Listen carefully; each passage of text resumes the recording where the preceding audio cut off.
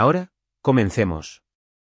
Beto Mendoza estaba de pie en el pasillo del hospital, bajo el zumbido de las luces fluorescentes, observando a su hija de 3 años a través de la ventana de observación.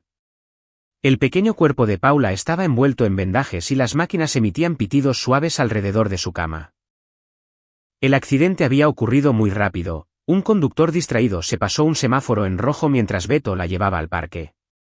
Su camioneta había recibido la mayor parte del impacto, pero Paula había sufrido un traumatismo craneal severo. Señor Mendoza, dijo la neuróloga, acercándose con una tableta en la mano. La doctora Carla Salinas tenía ojos amables, pero su expresión era grave. Tengo que ser honesta con usted. La inflamación es significativa. Estamos haciendo todo lo que podemos, pero las próximas 72 horas son críticas. Beto asintió, incapaz de hablar. Su esposa, Marisol, estaba sentada en la sala de espera, rodeada de su familia. Su madre, Bárbara Castillo, había llegado 1 hora después del accidente, seguida por su padre, Martín, y su hermano, Cristóbal.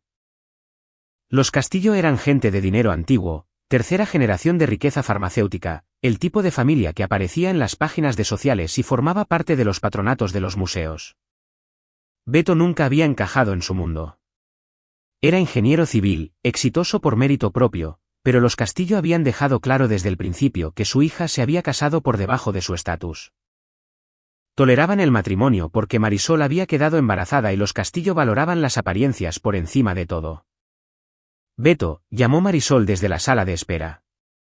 Se veía pálida, con las manos retorcidas en su regazo. Madre quiere hablar contigo. Bárbara Castillo se puso de pie cuando Beto se acercó. Tenía 62 años, impecablemente vestida incluso a medianoche, con su cabello plateado peinado a la perfección. Martín estaba a su lado, con el rostro severo como siempre. Necesitamos discutir el cuidado de Paula, dijo Bárbara sin preámbulos. Martín y yo hemos consultado con especialistas. El pronóstico no es bueno. La doctora dijo que los próximos días son críticos, respondió Beto. Ella es fuerte. Saldrá adelante. La expresión de Bárbara se endureció. Beto, necesitas enfrentar la realidad. El daño cerebral es extenso. Incluso si sobrevive, nunca será normal. Tenemos que pensar en la calidad de vida. Tiene 3 años, dijo Beto, levantando la voz. Merece todas las oportunidades. ¿Todas las oportunidades para qué? Intervino Martín. ¿Una vida de sufrimiento, de ser una carga? El apellido Castillo ha sido sinónimo de excelencia durante 3 generaciones. Esta familia no puede. ¿No puede qué? Beto dio un paso más cerca, con la ira estallando. Es su nieta. Es una niña que nunca tendrá una vida normal, dijo Bárbara con frialdad. Hay instalaciones que se especializan en casos como este. Cuidado de calidad, enfermería las 24 horas. Podemos asegurarnos de que esté cómoda. Beto la miró fijamente, comenzando a entender. Quieren esconderla. Queremos lo mejor para todos, dijo Martín. Incluido tú. Eres joven. Tú y Marisol pueden intentarlo de nuevo. Esta tragedia no tiene que definir sus vidas enteras. Lárguense, dijo Beto en voz baja. Disculpa, ¿qué dijiste? Lárguense. Estamos hablando de mi hija, no de un problema de negocios que hay que resolver. Esa discusión fue la primera de muchas. Durante las semanas siguientes, mientras Paula se estabilizaba pero permanecía en un estado similar al coma, la presión se intensificó. Beto rechazó cada sugerencia sobre instalaciones y sobre dejar que la naturaleza siguiera su curso. Contrató especialistas adicionales, investigó tratamientos experimentales y llenó sus tarjetas de crédito en consultas. Entonces, una noche, 6 semanas después del accidente, todo cambió. Beto se había quedado dormido en la silla junto a la cama de Paula, agotado por otro día de 18 horas dividido entre el trabajo y el hospital. Se despertó y encontró a Marisol parada sobre él, con los ojos rojos de tanto llorar. Beto, se ha ido, susurró Marisol. Él se despertó de un salto, mirando la cama. Estaba vacía. El pánico se apoderó de él. ¿Dónde está? ¿Qué pasó? Madre arregló un traslado. Hay una instalación especializada en provincia, el Centro de Cuidados Prados Verdes. Pueden manejar sus necesidades mejor que este hospital. Los doctores estuvieron de acuerdo en que era lo mejor. Beto ya estaba de pie, agarrando su chamarra. La moviste sin decirme nada. Soy su padre. No estabas siendo racional, dijo Marisol, con la voz quebrada. Beto, por favor. Necesita cuidados constantes. Esta instalación lo tiene todo. ¿Dónde está? Dame la dirección. El rostro de Marisol se desmoronó. Madre tiene la custodia legal. Los doctores te declararon mentalmente no apto para tomar decisiones médicas. Te estabas obsesionando, gastando dinero que no tenemos, negándote a aceptar la realidad. Tuvieron que intervenir. A la mañana siguiente, Beto descubrió la profundidad de la traición. Los Castillo habían usado sus conexiones, un juez que le debía favores a Martín, doctores en su nómina, abogados que se especializaban en hacer desaparecer problemas. Los derechos perentes de Beto habían sido suspendidos bajo cargos de inestabilidad emocional e irresponsabilidad financiera. El expediente judicial mostraba que había faltado al trabajo repetidamente, acumulado una deuda masiva y había sido observado teniendo episodios maníacos en el hospital. Nada de eso era falso exactamente, pero el contexto había sido eliminado y reformulado para pintarlo como inestable en lugar de desesperado. Contrató a una abogada, quemando sus últimos ahorros. La abogada, una mujer astuta llamada Rosa Martínez, le expuso la sombría realidad. Tienen a un juez en su bolsillo, expertos médicos de su lado y documentación que te hace ver como si estuvieras teniendo un colapso nervioso, explicó Rosa. Y técnicamente, todavía tienes derechos. Puedes visitar a Paula en la instalación, participar en las decisiones de cuidado. Solo te están impidiendo tomar decisiones unilaterales. Quiero verla. Lo arreglaré. Beto condujo 3 horas hasta el Centro de Cuidados Prados Verdes. Era exactamente lo que temía, una instalación inmaculada con jardines cuidados, diseñada para almacenar a las personas que las familias adineradas querían olvidar. Fue escoltado a la habitación de Paula por una enfermera que no lo miraba a los ojos. Paula yacía en una cama de hospital conectada a sondas de alimentación y monitores. Era tan pequeña, tan inmóvil. Beto se sentó a su lado durante horas, hablándole, leyéndole sus libros favoritos, negándose a creer que ella no podía escucharlo. Bárbara apareció en la puerta al caer la tarde. El horario de visitas está terminando. No me voy a ir. Beto, esta ira no ayuda a nadie. Estamos asegurando que Paula tenga el mejor cuidado posible. Necesitas concentrarte en reconstruir tu vida. Marisol te necesita. Marisol los eligió a ustedes sobre nuestra hija. Marisol eligió la realidad sobre el delirio, la voz de Bárbara se suavizó, una simpatía calculadora entrando en su tono. Sé que estás dolido, pero Paula está segura aquí. Puedes visitarla. Con el tiempo, verás que esta fue la decisión correcta. Durante las siguientes semanas, Beto visitó siempre que pudo, pero cada vez se volvía más difícil. La seguridad comenzó a interrogarlo. Ocurrían retrasos para obtener permiso de entrada. Los horarios de visita se acortaron misteriosamente. Marisol solicitó el divorcio, citando diferencias irreconciliables y tensión mental. Entonces, 3 meses después del traslado de Paula, Beto recibió una llamada en el trabajo. Señor Mendoza, soy el doctor Cristóbal Lima, director de la instalación. Necesito que venga a Prados Verdes inmediatamente. Es sobre Paula. Beto hizo el viaje en 2 horas y media, con el corazón martilleando. Fue recibido en la entrada por el doctor Lima y Bárbara Castillo. Lo siento mucho, dijo el doctor Lima. Paula falleció esta mañana. Su función cerebral se había estado deteriorando. Fue pacífico. Las piernas de Beto casi le fallaron. No. Necesito verla. Eso no es aconsejable, dijo Bárbara suavemente, poniendo una mano en su brazo. Recuérdala como era. Necesito ver a mi hija. Ya ha sido preparada para el traslado, dijo el doctor Lima. Señor Mendoza, entiendo que esto es devastador, pero ella está en paz ahora. No más sufrimiento. El funeral fue pequeño. Beto se paró sobre el ataúd cerrado, sabiendo que algo estaba mal, pero incapaz de articular qué. El peso estaba mal. El sonido cuando los cargadores lo levantaron estaba mal. Pero se estaba ahogando en dolor, abogados y un divorcio que le estaba quitando todo lo que le quedaba. Nunca vio el cuerpo de Paula, nunca tuvo un cierre y, a medida que pasaban los años, esa sensación de que algo andaba mal nunca lo abandonó.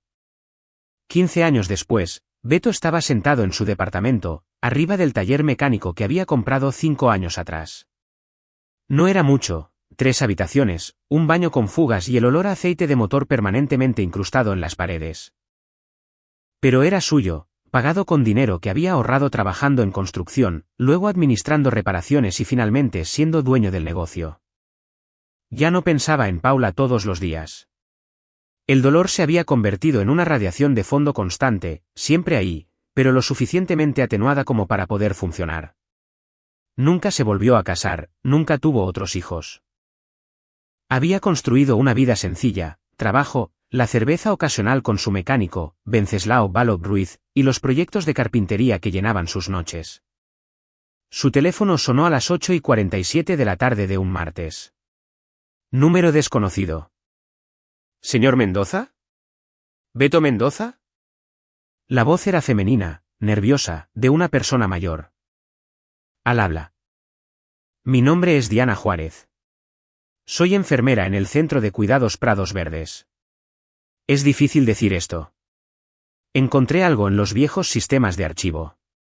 Registros de hace 15 años. Su hija, Paula Mendoza. Señor, no sé cómo decir esto. Ella está viva.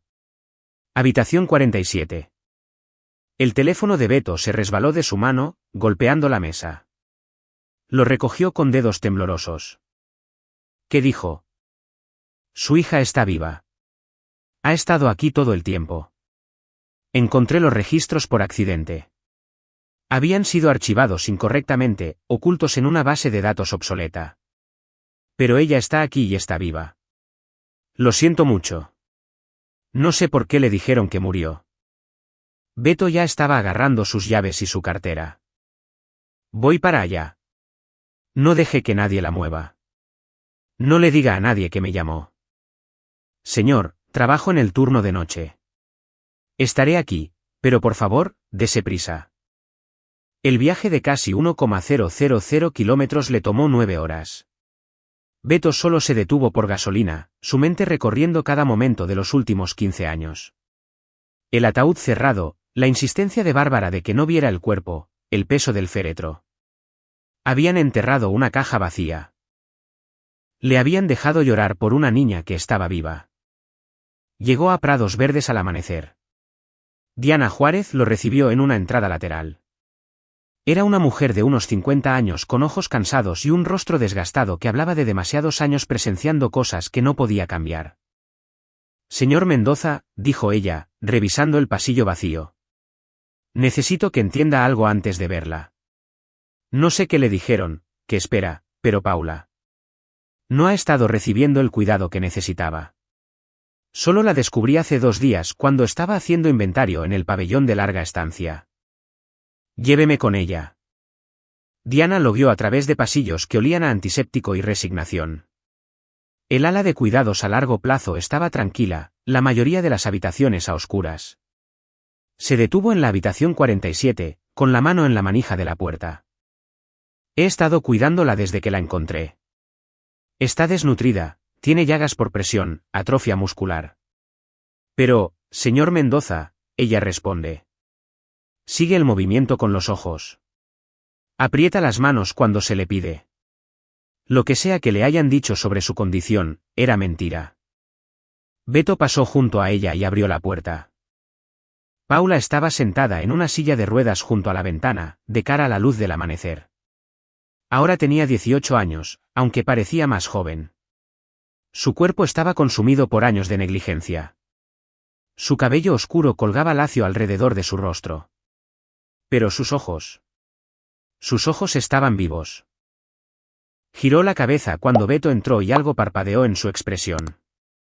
Reconocimiento. Esperanza.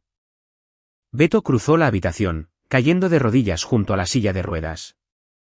Paula, mi niña, es papá.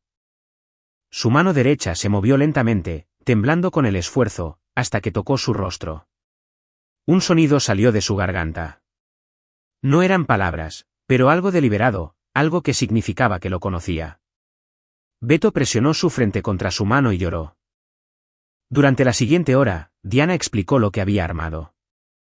La muerte había sido fabricada, un certificado de defunción falsificado, arreglos funerarios que eran todo teatro. Paula había sido trasladada al ala de cuidados a largo plazo, sus registros enterrados en un viejo sistema de archivo anterior a la transición digital de la instalación 5 años atrás. Los pagos venían de un fideicomiso, dijo Diana, mostrándole a Beto los registros financieros que había fotocopiado. El fideicomiso médico familiar Castillo. 300.000 pesos al mes por cuidados mínimos en la sala de aislamiento. Sin terapia, sin estimulación, solo lo suficiente para mantenerla con vida. ¿Por qué? La voz de Beto estaba ronca. ¿Por qué no simplemente? ¿Si la querían fuera? Porque eso sería asesinato, dijo Diana en voz baja. De esta manera, ella simplemente desaparece. Nadie hace preguntas. El dinero sigue fluyendo. La instalación guarda silencio. Y los Castillo mantienen su imagen perfecta. Beto miró los registros. La firma de Bárbara Castillo en cada revisión trimestral. Martín Castillo listado como apoderado médico y Marisol, su exesposa, listada como contacto secundario. Todos lo sabían, dijo Beto. Todo este tiempo, todos lo sabían. Lo llamé porque lo que hicieron está mal, dijo Diana, pero señor Mendoza, si va a las autoridades, necesita estar preparado. Los Castillo tienen dinero, abogados, conexiones. Alegarán que los registros son falsificados, que estoy mintiendo, que usted es inestable. El certificado de defunción es oficial. La tumba es real. Han tenido 15 años para hacer que su versión de los hechos sea inatacable. Beto se puso de pie, su mente aclarándose con fría lucidez. Necesito que haga algo por mí. ¿Puede arreglar que transfieran a Paula a una instalación médica real, un lugar donde puedan evaluarla y darle el tratamiento adecuado? Conozco gente en el Hospital General. Tienen un excelente programa de rehabilitación, pero la custodia legal. Yo me encargaré de la custodia legal. Pero necesito tiempo. ¿Puede mantenerla segura aquí unos días más? Mantenga esto en silencio. Diana lo estudió. ¿Qué está planeando? Estoy planeando asegurarme de que mi hija obtenga justicia. Y estoy planeando asegurarme de que las personas que le hicieron esto paguen por cada día que pasó en esta habitación. Pasó la siguiente hora con Paula, hablándole, mostrándole fotos en su teléfono de la vida que debería haber tenido. Ella no podía hablar, años de negligencia habían dejado sus músculos débiles y sus habilidades verbales inciertas. Pero respondía a su voz, sus ojos siguiéndolo, su mano buscándolo cuando él se alejaba. Voy a arreglar esto, le prometió Beto. Voy a llevarte a casa y voy a hacer que paguen. ¿Entiendes? Los dedos de Paula apretaron su mano. Una vez, deliberadamente. Sí. La primera llamada de Beto fue a Rosa Martínez, la abogada que trató de ayudarlo hace 15 años. Se había retirado de la práctica activa, pero aceptó reunirse con él en una cafetería cerca de su casa en la Ciudad de México. Beto Mendoza, dijo ella, deslizándose en la cabina frente a él. Ahora tenía 70 años, su cabello rojo se había vuelto plateado, pero sus ojos seguían siendo agudos. Me preguntaba si volvería a saber de ti. Cuando dejaste de devolver mis llamadas después del funeral, supuse que habías seguido adelante. Me dijeron que estaba muerta, dijo Beto. Funeral con ataúd cerrado, certificado de defunción, entierro, todo fue falso. Ella está viva, Rosa. Ha estado en esa instalación durante 15 años. La taza de café de Rosa se detuvo a medio camino de su boca. Eso no es posible. Beto expuso la evidencia, los registros de Diana, las fotografías que había tomado, los documentos financieros que mostraban los pagos del fideicomiso. Rosa leyó todo 2 veces, su expresión oscureciéndose. Esto es criminal, dijo finalmente. fraude, falsificación, privación ilegal de la libertad, poner en peligro a un menor. Beto, podemos enterrarlos. ¿Podemos? Beto se inclinó hacia adelante. Me dijiste hace 15 años que tenían jueces, doctores y abogados en su nómina. ¿Ha cambiado eso? Rosa guardó silencio por un momento. No. Si acaso, los Castillo tienen más influencia ahora. Martín está en el consejo del hospital. Bárbara está en la Comisión Estatal de Ética Médica. Cristóbal se casó con alguien de la familia Beston, la sobrina del procurador general. Entonces, si voy a la policía, ¿qué pasa? Investigarán lentamente. Los Castillo se armarán de abogados inmediatamente, alegarán que los registros son falsificados, que Diana miente o se equivoca. Presentarán el certificado de defunción, los registros de entierro, los documentos judiciales que muestran que fuiste declarado no apto. Te pintarán como un padre afligido que delira, que está siendo manipulado por una empleada descontenta, y Paula se convertirá en un peón en una batalla legal que podría durar años. Mientras tanto, los Castillo mantienen la custodia, la mueven a otra instalación donde no podamos encontrarla, y para cuando se resuelva, si es que alguna vez se resuelve, ella tendrá 25 años y estará aún más dañada de lo que ya está. Beto asintió lentamente. Esperaba esta respuesta. Entonces lo haremos de otra manera. Necesito que presentes una petición de custodia. Usa el viejo caso de hace 15 años. Di que ha surgido nueva evidencia que sugiere que el fallo original se obtuvo de manera fraudulenta. No menciones que Paula está viva. Aún no. Solo que he descubierto irregularidades en los registros médicos y quiero una revisión. Eso les avisará que estás investigando. Bien. Los quiero nerviosos. La gente nerviosa comete errores. Rosa lo estudió. Beto, ¿qué estás planeando? Estoy planeando darles exactamente lo que trataron de evitar hace 15 años. Exposición pública, vergüenza familiar, la destrucción de todo lo que valoran. Y voy a asegurarme de que no puedan huir de ello. Eso suena a venganza, no a justicia. Tal vez, dijo Beto. Pero en este momento, no me importa mucho la diferencia. La segunda llamada de Beto fue a su mecánico y único amigo real, Venceslao Balog Ruiz. Se reunieron en el taller esa noche y Beto le contó todo lo que había sucedido. Valo escuchó en silencio, su rostro curtido e inexpresivo. Tenía 52 años, un ex infante de marina que había hecho 2 giras en servicio antes de que la vida civil lo desgastara de formas que el combate nunca lo hizo.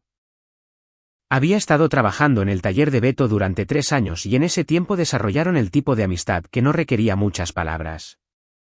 Entonces, ¿vas a ir a la guerra? Dijo Valo finalmente. Sí. ¿Contra gente con dinero y poder? Sí. Valo asintió. ¿Qué necesitas? Durante la siguiente semana, Beto comenzó a armar su plan. Requería paciencia, investigación y el tipo de cálculo frío del que nunca se creyó capaz.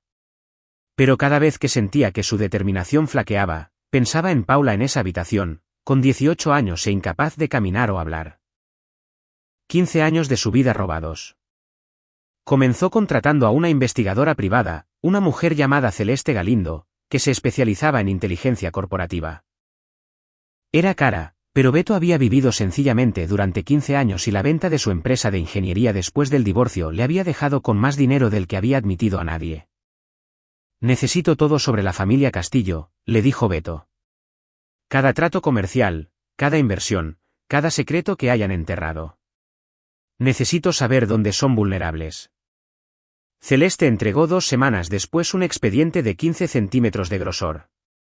La fortuna farmacéutica de los Castillo se basaba en patentes de 3 medicamentos importantes, pero la compañía había estado luchando durante años. La competencia de genéricos había erosionado las ganancias y una serie de malas inversiones los había dejado sobreendeudados. Martín estaba cubriendo las pérdidas liquidando lentamente los activos familiares, pero se le estaban acabando las cosas para vender. La posición de Bárbara en la Comisión Estatal de Ética Médica estaba bajo escrutinio tras acusaciones de que había aceptado regalos de compañías farmacéuticas a cambio de fallos favorables. Nada se había probado, pero la investigación estaba en curso. Cristóbal, el hijo, tenía sus propios problemas. Había sido acusado de acoso sexual por 3 mujeres diferentes en su bufete de abogados, acuerdos pagados en silencio para evitar publicidad. Se rumoreaba que su matrimonio con la sobrina del procurador estaba fallando. Y Marisol, la exesposa de Beto, se había vuelto a casar con un capitalista de riesgo llamado Jerónimo Márquez. Pero el matrimonio tenía problemas. Marisol había sido tratada 2 veces por adicción a analgésicos recetados, registrándose en instalaciones de rehabilitación bajo nombres falsos. Apenas se mantienen unidos, dijo Celeste.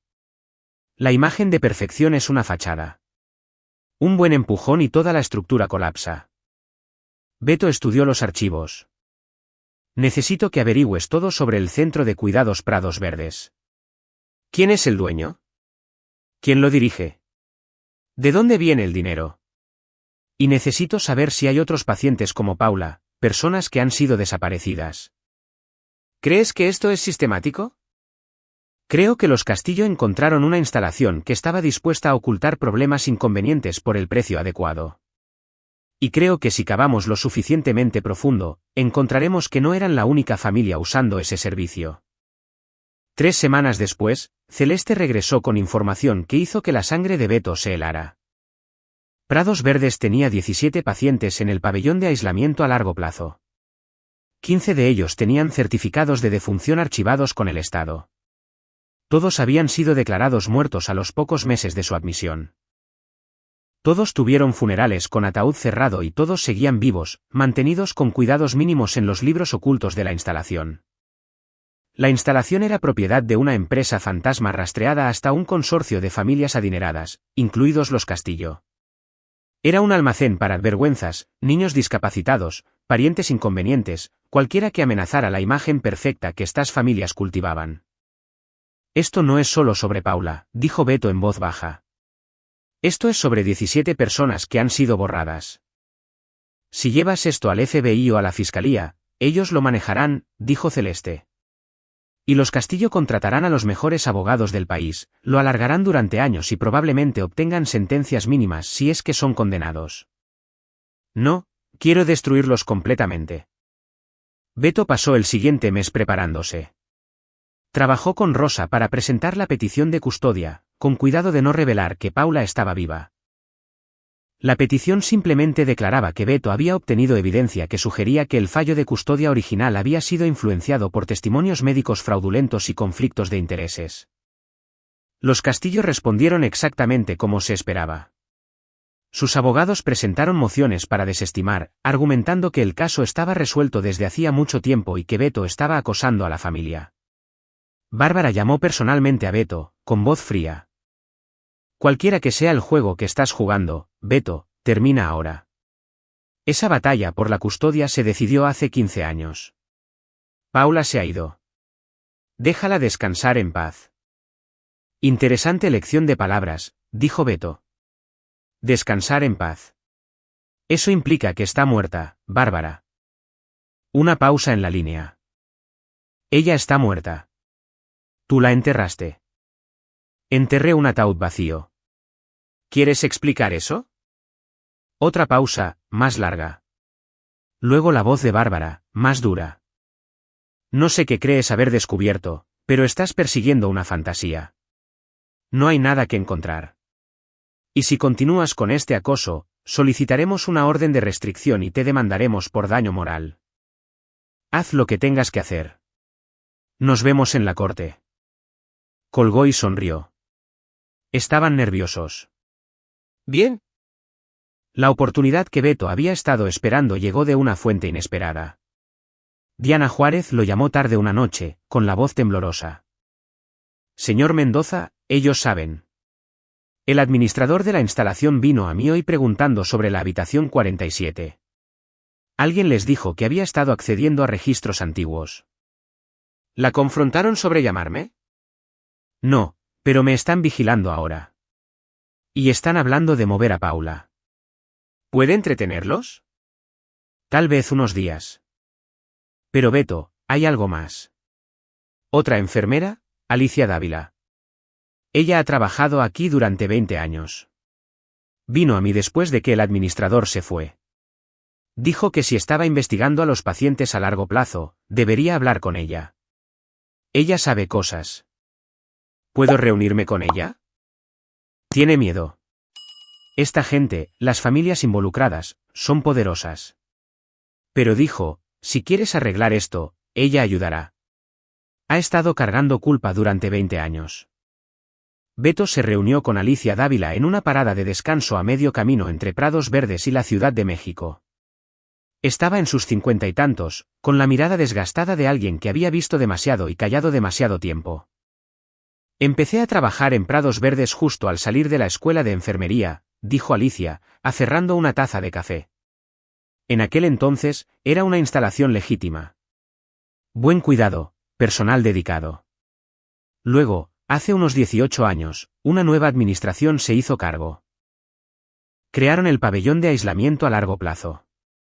Nos dijeron que era para pacientes que necesitaban silencio absoluto para recuperarse.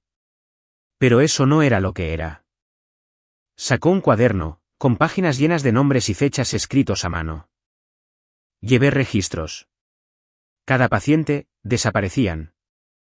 Cada familia que pagaba para que borraran a alguien. Los Castillo no fueron los primeros y no fueron los peores. Hay una chica en la habitación 52, Olivia Durán. Tenía 16 años cuando su familia la internó por difteria, lo que realmente significaba que se había embarazado del chico equivocado. Le dijeron a todos que había muerto en una institución psiquiátrica. Ahora tiene 34 años y está perfectamente cuerda. Solo ha estado encerrada durante 18 años porque su familia estaba avergonzada. Beto sintió náuseas. ¿Cuántos? 17 actualmente. A lo largo de los años, tal vez 30. Algunos realmente murieron eventualmente, pero la mayoría todavía están ahí, almacenados, olvidados. ¿Por qué no fuiste a las autoridades? Los ojos de Alicia se llenaron de lágrimas. Lo intenté una vez hace 8 años, llamé a la Secretaría de Salud, presenté una queja anónima. Una semana después, llegaron inspectores, pero solo vieron lo que la instalación quería que vieran. Los pabellones principales, los pacientes adecuados. El ala de aislamiento a largo plazo no estaba en ningún plano oficial. Y 2 semanas después de eso, recibí la visita de un abogado que representaba la instalación. Sabía que había sido yo quien llamó. Dijo que si alguna vez presentaba otra queja, perdería mi licencia de enfermería y enfrentaría cargos penales por violar la confidencialidad del paciente. Mi hija estaba en la universidad. No podía arriesgarme. Empujó el cuaderno a través de la mesa. Pero mantuve registros de todos modos, por si acaso alguien que no pudiera ser intimidado alguna vez venía a preguntar. Creo que usted es esa persona, señor Mendoza. Beto tomó el cuaderno. Dentro había nombres, fechas, conexiones familiares, registros de pagos que Alicia había armado a lo largo de años de observación silenciosa. Era evidencia devastadora. Si podían autenticarla. ¿Qué necesita de mí?, preguntó Beto. Sálvelos, dijo Alicia simplemente. A todos, no solo a su hija. Haga esto público de una manera que no puedan enterrar y asegúrese de que las familias que hicieron esto paguen por ello. Ese es el plan.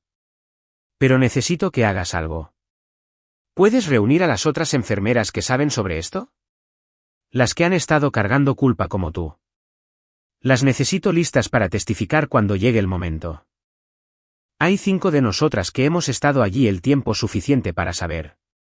Hablaré con ellas. Y necesito que mantengas a Paula segura. Si intentan moverla, llámame inmediatamente. Alicia asintió. Les debo eso a estos pacientes. Le debo eso a su hija. El plan de Beto cristalizó durante las siguientes 2 semanas. Ir a las autoridades resultaría en una larga investigación, probables encubrimientos y castigos mínimos para las familias involucradas. El sistema legal estaba diseñado para proteger a las personas con dinero y poder. Así que Beto usaría un sistema diferente, la opinión pública. Pero necesitaba que la exposición fuera abrumadora, innegable y perfectamente cronometrada. Necesitaba que los Castillo y las otras familias no tuvieran tiempo para manipular la historia, ninguna oportunidad para hacerla desaparecer. Comenzó contactando a un periodista de investigación llamado Gabriel Cano, quien había construido una reputación exponiendo corrupción institucional. Beto le expuso toda la historia: Paula, la muerte falsa, los otros pacientes, las familias involucradas. Gabriel escuchó con creciente intensidad, deteniendo ocasionalmente a Beto para verificar detalles. Esto es masivo, dijo finalmente. Esto podría derribar a algunas de las familias más poderosas en 3 estados. Pero necesito pruebas absolutas. Necesito acceso a la instalación, a los pacientes, a los registros. ¿Puedes conseguirme eso? Estoy trabajando en ello. Y necesito entrevistar a Paula. Si esta chica ha estado encerrada durante 15 años y responde, ella es la historia. Ella es lo que hace que esto sea real para la gente. Beto vaciló. La idea de exponer a Paula a las cámaras, al escrutinio público, iba en contra de cada instinto protector que tenía. Pero también sabía que Gabriel tenía razón. Sin el rostro de Paula, su historia, esto permanecía abstracto, solo números y nombres. Hablaré con ella, dijo Beto. Pero hacemos esto bajo mis términos. Ella no es un accesorio para tu historia. Es una persona que ha pasado por el infierno, y lo que sea que hagamos tiene que ser para ayudarla, no para explotarla. De acuerdo, dijo Gabriel. Pero Beto, necesitas entender. Una vez que esta historia estalle, tu vida cambia. Los Castillo vendrán por ti con todo lo que tienen. Estarás en la corte durante años. Enfrentarás acusaciones, investigaciones, asesinatos de reputación. ¿Estás listo para eso? Beto pensó en Paula en esa silla de ruedas, 15 años robados. Sí. La siguiente pieza cayó en su lugar cuando Celeste descubrió que Martín Castillo estaba programado para recibir un premio a la trayectoria de la Asociación Médica Estatal en 6 semanas. Sería un evento de gala en el Palacio de Bellas Artes, con la asistencia de políticos, profesionales médicos y medios de comunicación. Los Castillo estarían allí con fuerza, celebrando su legado familiar. Ahí es cuando lo haremos, dijo Beto a su equipo reunido: Rosa, Valo, Celeste, Gabriel, Diana y Alicia. Se reunieron en la trastienda del taller de Beto, con el aire denso de tensión y propósito. La noche de la gala, continuó Beto, la historia de Gabriel sale a la luz. Todos los principales medios de noticias, todas las plataformas de redes sociales, todos los canales a los que podamos acceder. Fotos de los pacientes, los registros, los documentos financieros, los nombres de las familias, sus conexiones, todo. Los enterramos en la verdad antes de que puedan inventar una sola mentira. Alegarán que los registros son falsificados, advirtió Rosa. Por eso necesitamos más que registros, dijo Beto. Necesitamos a los pacientes mismos. Gabriel, ¿tu red puede meter cámaras en prados verdes?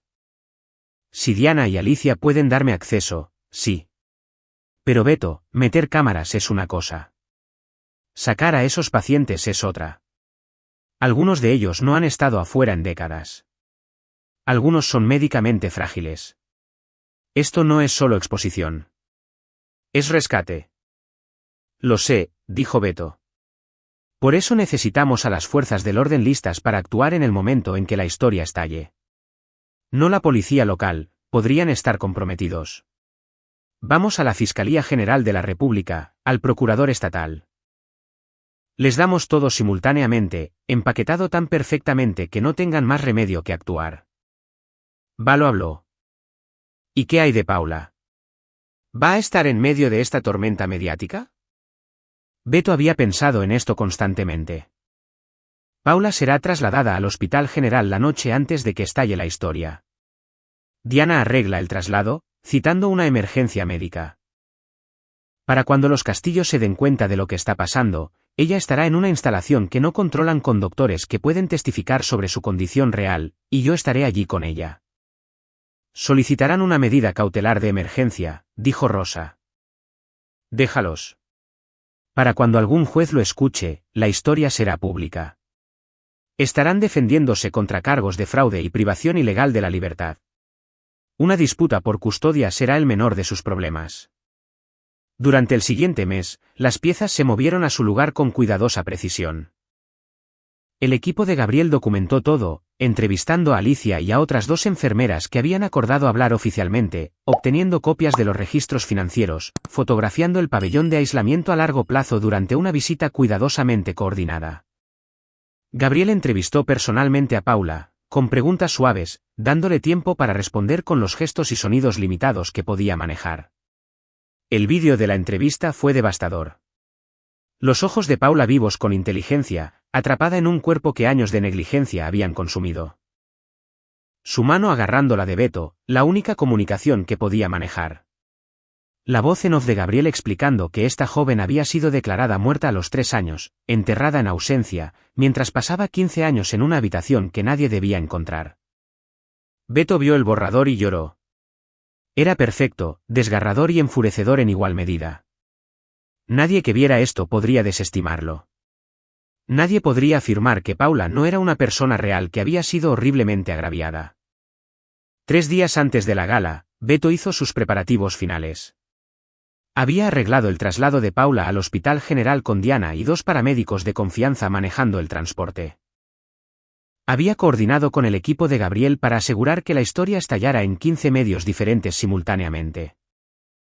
Y se había asegurado de que Rosa hubiera presentado peticiones de custodia de emergencia en 3 jurisdicciones diferentes, haciendo casi imposible que los Castillo buscaran un juez amigable. Pero había una cosa más que Beto necesitaba hacer, algo que había estado ardiendo en él desde el día en que encontró a Paula. Condujo hasta la residencia de los Castillo, una propiedad extensa en las lomas de Chapultepec. Martín y Bárbara todavía vivían en la casa principal, una mansión que había estado en la familia por 4 generaciones. Beto se estacionó en la calle y caminó por la entrada circular. Bárbara abrió la puerta ella misma, su rostro registrando sorpresa y luego furia cuando lo vio. «No eres bienvenido aquí», dijo fríamente. «Vete o llamaré a la policía». «Quería darte una oportunidad», dijo Beto. «Una oportunidad para hacer lo correcto antes de que todo esto caiga sobre ti». «No sé de qué estás hablando». «Paula está viva». «La encontré». «Y en 3 días, el mundo entero sabrá lo que le hiciste». «Lo que le hiciste a otras 17 personas». «Se acabó, Bárbara. No puedes hacer desaparecer esto». La compostura de Bárbara se rompió ligeramente. «No tienes pruebas de nada. Lo que sea que creas haber descubierto. Tengo registros médicos que muestran que la condición de Paula es mucho mejor de lo que afirmaste. Tengo documentos financieros que muestran que has estado pagando a Prados Verdes para mantenerla oculta. Tengo enfermeras dispuestas a testificar sobre lo que realmente sucede en esa instalación. Tengo un certificado de defunción para una niña que está viva. Y tengo a Paula misma, lista para contar su historia». La mano de Bárbara agarró el marco de la puerta. «Ella no puede hablar.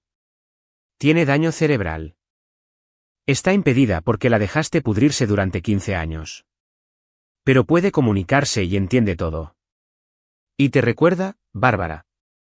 Recuerda a la abuela que decidió que no valía la pena salvarla». Por un momento, algo que podría haber sido vergüenza parpadeó en el rostro de Bárbara. Luego se endureció en una fría resolución. «Si persigues esto, te destruiremos», dijo ella. «Tenemos recursos que no puedes imaginar. Te mantendremos en la corte durante décadas. Nos aseguraremos de que nunca tengas un momento de paz. Esa niña será una adulta antes de que obtengas la custodia, si es que sobrevives a la batalla legal». «No estoy aquí para negociar», dijo Beto. «Estoy aquí para decirte que voy por ustedes, por todos ustedes. Y cuando termine, el apellido Castillo será sinónimo de todo lo que han pasado sus vidas fingiendo que no son, gente cruel y sin corazón que tiró a la basura a una niña porque era inconveniente». Se volvió para irse, luego miró hacia atrás. «Podrías haberla amado simplemente, Bárbara. Eso es todo lo que necesitaba. Pero elegiste esto en su lugar. Recuérdalo cuando todo se desmorone». La noche antes de la gala, Diana coordinó el traslado de Paula. Beto viajó en la ambulancia sosteniendo la mano de su hija mientras la transportaban al Hospital General. El equipo médico allí realizó una evaluación integral y sus hallazgos fueron exactamente lo que Beto necesitaba, evidencia de negligencia a largo plazo, pero también evidencia de que con el cuidado y la terapia adecuados, Paula podría recuperar una función significativa. Ha sido mantenida en un estado de respuesta mínima, explicó el neurólogo. Pero no hay evidencia de daño cerebral severo. Con fisioterapia, terapia del habla, terapia ocupacional, podría potencialmente caminar, comunicarse, vivir una vida mucho más plena de lo que sugiere su estado actual. Entonces, todo lo que me dijeron hace 15 años fue una mentira. Basado en estos escáneres, o estaban trabajando con datos falsificados o nunca tuvieron la intención de darle una oportunidad de recuperarse. Beto tenía su pieza final de evidencia. La gala se llevó a cabo en el Palacio de Bellas Artes, un asunto brillante con la élite de la Ciudad de México presente. Martín Castillo estaba en el podio aceptando su premio a la trayectoria, hablando sobre la dedicación a la ética médica y los valores familiares. Exactamente a las 8:47 de la tarde, la historia de Gabriel Cano salió en vivo. En cuestión de minutos, los teléfonos de los asistentes a la gala comenzaron a vibrar. La historia estaba en todas partes: Reforma, El Universal, noticieros internacionales, todas las redes sociales. Vídeo de Paula, sus ojos siguiendo la cámara, sus manos apretando las de Beto, entrevistas con enfermeras describiendo el pabellón de aislamiento, documentos financieros mostrando los pagos, certificados de defunción de personas que estaban demostrablemente vivas, y fotos.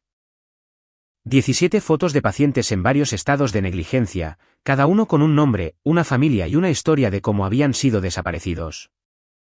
Los nombres de los Castillo eran prominentes en todo momento, junto con otras 8 familias. El artículo detallaba cómo habían usado prados verdes como un vertedero para parientes inconvenientes, pagando para que fueran declarados muertos y olvidados. La gala estalló en caos. Martín se quedó congelado en el podio mientras la seguridad intentaba contener a la creciente multitud de reporteros que descendía sobre el evento. El rostro de Bárbara apareció brevemente en cámara antes de que huyera hacia la salida. Cristóbal Castillo estaba rodeado de periodistas, con el rostro rojo de furia, gritando, sin comentarios, repetidamente. Para la medianoche, agentes federales estaban ejecutando órdenes de cateo en el Centro de Cuidados Prados Verdes. La policía estatal estaba apostada en la residencia de cada familia. La fiscalía había anunciado una investigación criminal por fraude, privación ilegal de la libertad y conspiración.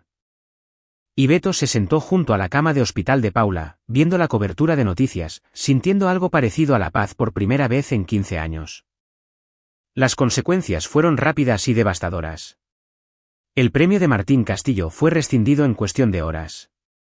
Bárbara fue suspendida de la Comisión de Ética Médica y renunció antes de que pudiera ser destituida oficialmente.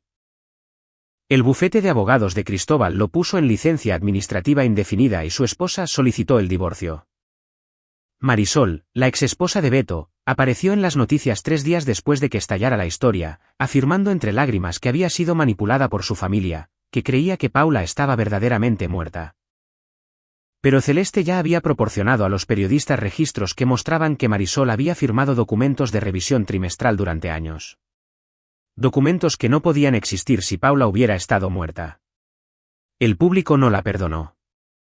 Los cargos penales llegaron en 2 semanas. Martín y Bárbara fueron acusados de fraude, conspiración y privación ilegal de la libertad. El director de la instalación enfrentó múltiples cargos de fraude y abuso de ancianos/discapacitados. Otras 6 familias enfrentaron cargos similares por sus roles en el esquema. Pero Beto no estaba satisfecho con los cargos penales. Quería más.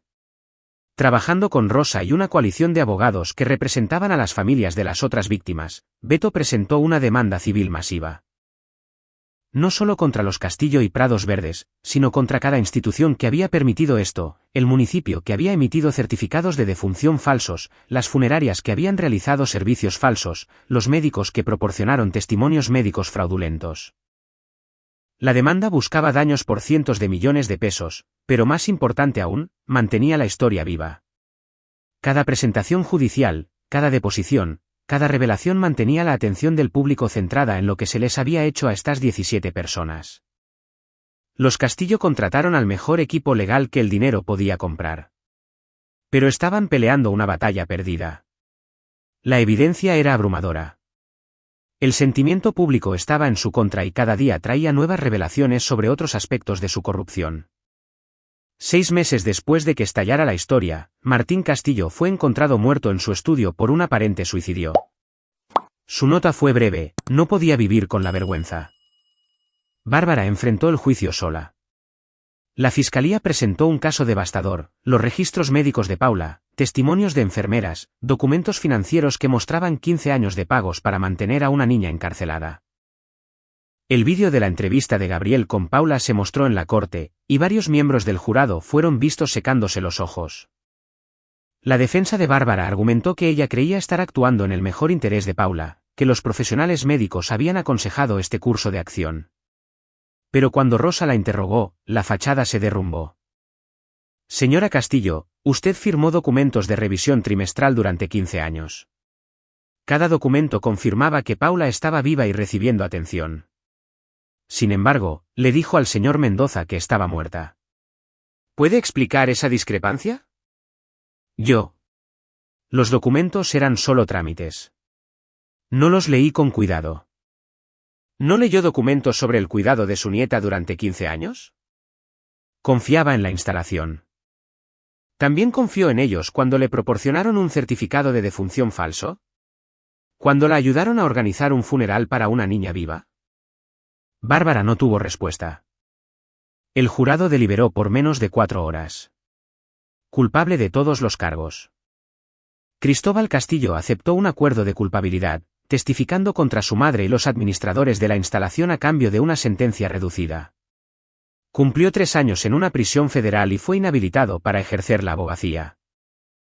Marisol desapareció de la vida pública por completo, su segundo matrimonio terminó en divorcio y sus luchas contra la adicción se convirtieron en alimento para los tabloides. Pero el momento más satisfactorio para Beto llegó 10 meses después de que estallara la historia, cuando entró en el Tribunal de lo Familiar con evaluaciones médicas completas de Paula, testimonios de sus doctores sobre su progreso y una simple petición, custodia total, sin restricciones. La jueza, una mujer severa llamada Adela Lara, revisó la evidencia cuidadosamente. Luego miró a Beto. Señor Mendoza, he leído sobre lo que ha logrado en el último año. No solo exponiendo esta instalación, sino el trabajo que ha hecho con su hija. Sus terapeutas dicen que está haciendo un progreso notable. Es una luchadora, dijo Beto. Siempre lo ha sido. Solo necesitaba que alguien le diera una oportunidad. La jueza Lara asintió. Custodia concedida. Derechos parentales completos restaurados. Y señor Mendoza, lamento lo que usted y su hija soportaron. Espero que el resto de su vida compense los años que perdió. 2 años después de que estallara la historia, Beto estaba de pie en la sala de su nueva casa, un pequeño rancho que compró en un vecindario tranquilo con el dinero del acuerdo de las demandas. Paula estaba sentada en el sofá, su postura todavía un poco rígida, pero estaba sentada por sí misma. No necesitaba silla de ruedas. Todavía no podía hablar claramente, los años de negligencia habían dejado un daño duradero, pero podía hacer sonidos, podía comunicar sí y no, podía escribir lentamente con su mano derecha, y estaba aprendiendo más cada día. Valo le estaba enseñando a pintar, instalando un caballete junto a la ventana donde la luz de la tarde era mejor. Diana visitaba cada semana, habiendo dejado prados verdes después de testificar en los juicios. Ella y Paula habían formado un vínculo, la enfermera que la salvó y la chica que sobrevivió. Los otros 16 pacientes de prados verdes habían sido liberados, reunidos con parientes que no sabían que estaban vivos o colocados en instalaciones de cuidado adecuadas. 3 de ellos, incluida Olivia Durán, se habían unido a la demanda de Beto. Olivia había testificado en el juicio de Bárbara, describiendo 18 años en una habitación, y su testimonio tranquilo y devastador había sellado la condena. La compañía farmacéutica de los Castillo había colapsado, vendida en partes para pagar juicios legales. La mansión familiar había sido embargada y subastada. El nombre que una vez representó prestigio ahora era una historia de advertencia sobre la corrupción de la riqueza y el privilegio. El teléfono de Beto sonó. Era Gabriel Cano. Beto, quería avisarte. Mi historia de seguimiento sale mañana. Es sobre las otras instalaciones que hemos encontrado. Resulta que Prados Verdes no era único. Hemos identificado otros 6 lugares operando esquemas similares. ¿Cuántas personas? 43 hasta ahora. Y seguimos investigando. Beto sintió la vieja ira agitarse, pero también algo más. Determinación. ¿Qué necesitas de mí? Tu historia le dio coraje a la gente para presentarse. Esperaba que estuvieras dispuesto a ser entrevistado de nuevo. Hablar sobre la recuperación de Paula. Mostrarle a la gente que estas víctimas pueden reconstruir sus vidas. Beto miró a Paula, concentrada intensamente en su pintura. Un paisaje, los colores audaces y brillantes, nada como la habitación gris en la que había pasado 15 años. Déjame hablar con Paula, dijo. Si ella está de acuerdo, lo haremos. Terminó la llamada y se sentó junto a su hija. Ella lo miró, una pregunta en sus ojos. Alguien quiere entrevistarnos de nuevo, dijo Beto. Sobre cómo estás, sobre el progreso que has hecho. Ayudaría a otras personas que han pasado por lo que tú, pero solo si te sientes cómoda con ello. Paula guardó silencio por un momento. Luego su mano se movió hacia el bloc de notas que mantenía cerca. Lentamente, con cuidado, escribió 2 palabras: ayúdalos. Beto sonrió, con los ojos escociéndole. Esa es mi niña. Esa noche, después de que Valo se había ido y Paula se había ido a la cama, Beto se sentó en el porche trasero con una cerveza, mirando las estrellas. Pensó en los últimos 2 años, los juicios, la atención de los medios, el lento proceso de ayudar a Paula a reconstruir una vida que le había sido robada. Pensó en Bárbara Castillo cumpliendo una sentencia de 20 años en una prisión federal. En Cristóbal, deshonrado y divorciado. En Marisol, quien le había enviado una carta a Beto hace 6 meses, una disculpa que nunca respondió. Pensó en el ataúd vacío en el cementerio, un monumento a una mentira. Nunca lo había hecho desenterrar, nunca lo reemplazó. Permanecía como un recordatorio de lo que los Castillo habían estado dispuestos a hacer. La profundidad de su crueldad. Pero sobre todo pensó en Paula. En su sonrisa cuando logró cruzar la sala caminando sola por primera vez. En la forma en que había apretado su mano cuando el jurado leyó el veredicto contra Bárbara. En la pintura en la que estaba trabajando. Su forma de expresar todo lo que aún no podía decir. Los Castillo habían tratado de borrarla, habían tenido éxito durante 15 años. Pero Paula había sobrevivido. Y al final, su existencia, su persistencia, su negativa a simplemente desaparecer los había destruido más completamente que cualquier venganza que Beto pudiera haber planeado. La justicia se había servido en los tribunales y en el tribunal de la opinión pública. Los culpables habían sido castigados, las víctimas liberadas. La hija de Beto tenía su vida de vuelta y un futuro lleno de posibilidades. Era suficiente. Beto terminó su cerveza y entró, revisando a Paula una última vez antes de dormir. Estaba dormida, su respiración constante, pacífica. Besó su frente suavemente. Dulces sueños, mi niña, susurró. Estás a salvo ahora. Estás en casa. Y por primera vez en 17 años, eso era completa e innegablemente cierto. Este es el final de nuestra historia. Comparte tus pensamientos en la sección de comentarios. Gracias por tu tiempo. Si disfrutaste esta historia, por favor suscríbete a este canal. Haz clic en el vídeo que ves en la pantalla y te veré allí.